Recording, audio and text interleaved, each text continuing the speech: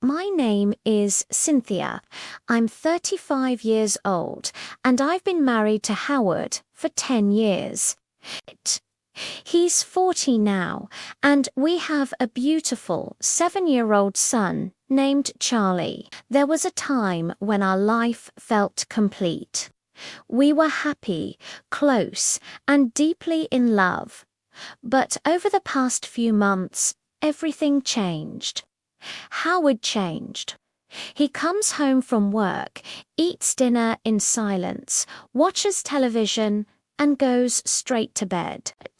On weekends, he's either at meetings, playing golf, or locked away in his home office. He says he's busy. That being the boss comes with endless responsibilities.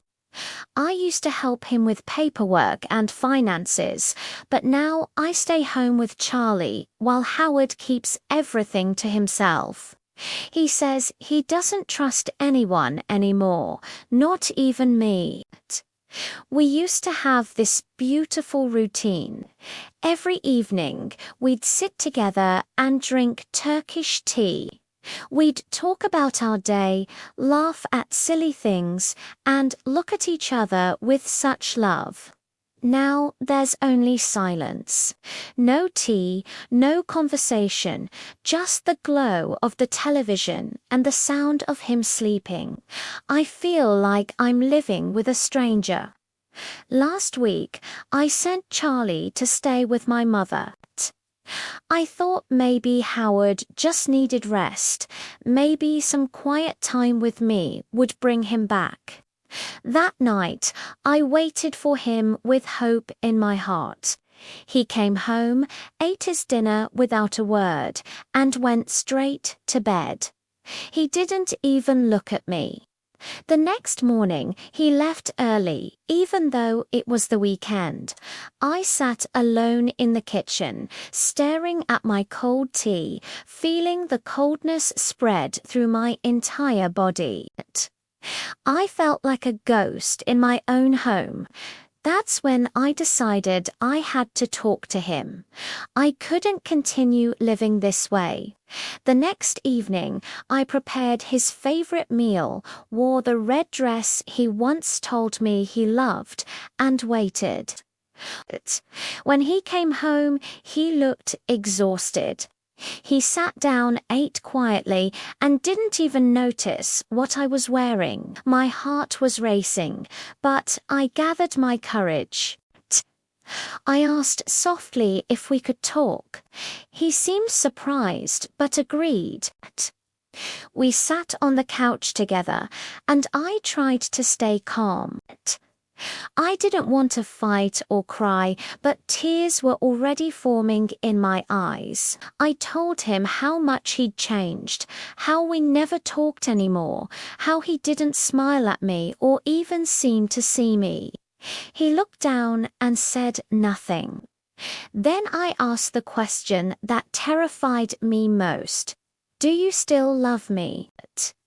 He looked up, his eyes tired and distant, and said he did. He blamed work, stress, and exhaustion. But I needed to know more. I asked if there was someone else. He looked shocked and quickly denied it, promising there was no one. He asked me to be patient, saying he would try to change it. I wanted desperately to believe him, so I said I would wait. But the days turned into weeks, and nothing changed. He still came home late, still ate in silence, still seemed miles away. I tried to stay positive. I cleaned the house, played with our son, and even suggested a weekend trip for just the two of us. He said maybe next month, that he had too many meetings. That night, I sat in the darkness and whispered to myself, why does love feel so lonely? I looked through old photographs from our wedding and honeymoon, images of smiles and embraces. I wondered where all that love had gone. One evening, I sent Charlie to my mother's house again, hoping for another chance to connect. But when Howard arrived, he went straight to his office without even saying hello. I stood outside his closed door, my hand raised to knock, but I couldn't do it. I walked away and sat alone in the kitchen with another cup of cold tea.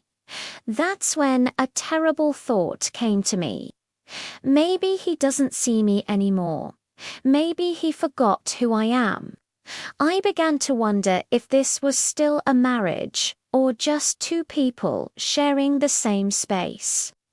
The next morning, his side of the bed was empty again. He'd left for work without a goodbye. That evening, I tried once more. When he came home, I smiled and asked if he wanted to go for a walk. He looked at me with tired, cold eyes and said, "Not now, maybe later." My heart shattered. That night, while he worked in his office, I packed a small bag for Charlie and me. I wrote him a letter saying I still loved him and still hoped for us, but I couldn't be the only one trying anymore. I told him I needed to find myself again, that I wasn't leaving forever, but I couldn't stay invisible. I left the letter on the table, took my son's hand, and walked out into the quiet night. A week later, Howard messaged me saying he missed us and wanted us to come home. He promised he was ready to change. So I went back. One quiet evening after putting Charlie to bed, I walked into the living room. Howard had left his phone on the table while he showered. I wasn't planning to look, but the screen suddenly lit up. My hands trembled as I saw a message from a woman. It said, "I miss you. Did you think about me today?" My heart stopped. I didn't open the message because I didn't need to. The truth was right there. When Howard came back, he was smiling as if nothing was wrong. I looked at him and wondered how someone I loved so deeply could make me feel so worthless. I wanted to scream, to demand answers, but I stayed silent because I was terrified of what I might hear. That night, I lay beside him while he slept peacefully, and I cried silently, my heart breaking into pieces. I had given him everything, my love, my time, my life, and he had given his attention to someone else. The next morning, I didn't cry or shout. I simply sat at the kitchen table. He said good morning and left for work without noticing my silence. That evening, I made my choice. I waited for him to come home and asked him to sit down. My voice was steady and calm. I told him I had seen a message. He looked at me but said nothing.